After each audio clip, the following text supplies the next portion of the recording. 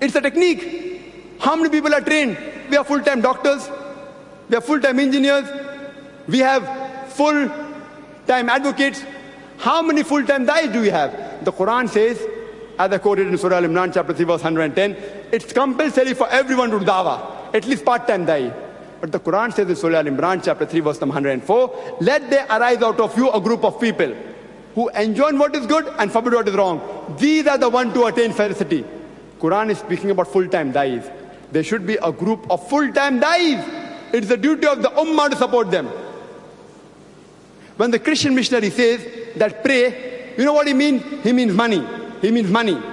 Jimmy Swaggart, who had a debate with Sheikh Ahmed Didat, every day he used to receive a donation of $1 million to keep his head above water. $1 million. He used to be seen on more than 150 countries on the satellite. That's in 80s, you know, 80s. 150 countries used to be seen. $1 million a day. When he says pray, people give him money. We Muslims, we do dua. We Muslims, alhamdulillah, we do dua. Hum aapke liye dua karenge. Oh, we will do prayers for you. See, prayer is required. Allah's help is maximum that we require. We require duas. But the Muslims are a bit selfish, majority of us. It's free of charge. When we ask actually to give something which will go away from material loss, they will not come forward. It's a shame on us. We are supposed to be the community which gives the maximum charity. What we require training. It's an art how to communicate, whether in writing, whether in speech, whether in public, whether on the internet. It's an art. It's a different technique. We train in IRF how to do dawah with a person if you're traveling in a bus. No, you will be with him only for about 20 minutes. Then you'll get down. You may never meet with him ever in your life. He's a part non-Muslim. How to do dawah with a person who you're going to spend 20 minutes is an art.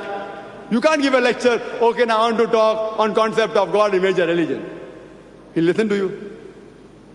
It's a technique. How you do dawah with your colleague who you meet in your office every day. How to do dawah with your classmate you meet in school or university every day.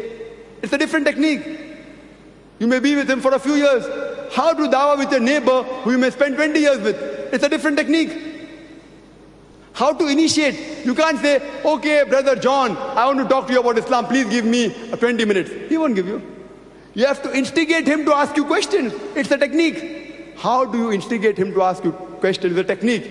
You can refer to my cassette on techniques of dawah, where I've given talks how to instigate the person. He will tell you, please brother, give me half an hour. I want to know about Islam. That same man. It's a technique. Like how the people are giving us money to show our programs. Technique. How to speak on stage is a technique. What should your distance be from the mic? How do you move your hands? How do you modulate your sound is a technique. It's an art. The Christian missionaries, they are trained in Harvard University. Do you know that? They are MBAs. How many MBAs do we have in the field of dawah? How many? How many? How many do we have? Very few. Hardly. If you search, you may be able to find. Alhamdulillah, we have in our foundation MBAs. Brother Naushad Nurani is an MBA. We have people who are medical doctors who are full-time da'is besides myself. We have people who are trained. We want the cream of society. In the Muslim Ummah, what we have, that you put him in school. If he fails, you put him in Darul Ulum. When he's unsuccessful, you want to put him in Darul Ulum. We require the cream of the society to preach Islam, not the rejects. Alhamdulillah, yet we have great ulamas. It's because of Allah's help, it's not because of us. We require the best. You teach him about medicine. If he can pass MBBS, that means he has a certain level of intelligence. Let your one son or one daughter go into the field of dawah. But no, oh, I spent lakhs of rupees for him to become doctor. How can I sacrifice my son who's going to earn for me lakhs of rupees? How can I? Oh, I've made him an engineer. I've flogged out. The parents will say, how can he go for dawah now? If he fails in lower classes, you say, oh, I've sacrificed my son for Islam. Hypocrites. Hypocrites. What are we? We require the best, we require the cream of the ummah, not the rejects. In spite of that, alhamdulillah, we have great scholars coming out from Darul Ulum. They are doing hard work. They are doing good work, alhamdulillah. But it's a shame on us. We require trained people. Islam always speaks about excellence, about the best. We are the khaira ummah, the best of people. Whatever we do, we should be the best. I tell the people that you may do a very small job. You may be a jhadu wala, sweeper, but be the best. Try and excel in that field. If you are a mochi or cobbler, be the best cobbler. As long as the job is lawful, it's halal, see that you excel in that job. We require the best of the people. And now media and communication is expanding. The whole world has become a globe. It's very easy to communicate. And if we Muslims, if we do not propagate the deen, I pity our state. See, nothing happened to Islam. I'm not bothered about Islam. You know why? Allah gives a promise in the glorious Qur'an. 3 places. In Surah Tawbah chapter 9 verse 33 and Surah Saf chapter 61 verse 9, Allah says, هُوَ الَّذِي أَرْسَلَ رَسُولَهُ بِالْهُدَى وَدِينُ الْحَقِّ لِيُظْهِرَهُ عَلَى الدِّينِ كُلِّهِ وَقَالَ الْمُشْرِكُونَ. That Allah has sent His messenger with guidance and the religion of truth so that it will prevail over all the other ways of life, over all the other ism, whether it be communism, secularism, atheism.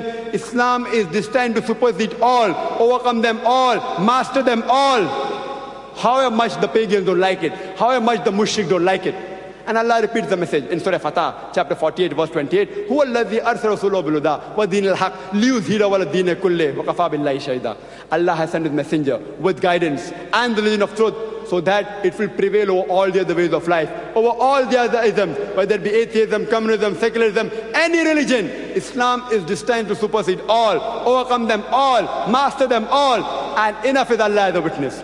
With or without you, with or without me, the rubbish that you and I are. What are we? Nothing. The rubbish that you and I are, with or without you, with or without me, Allah has promised that His deen of Islam, Deenul Haq, will prevail over the full world. Allah doesn't require you and me. Allah has His ways. Allah is giving us an opportunity to do a prophet's job and to earn a prophet's reward. It's a shame on us. Allah doesn't require you and me. Allah is giving us an opportunity. Make hay while the sun is shining. If you put your efforts in His way, you will go to Jannah. Allah doesn't require you and me to spread His religion. He's giving us an opportunity to make hay while the sun is shining.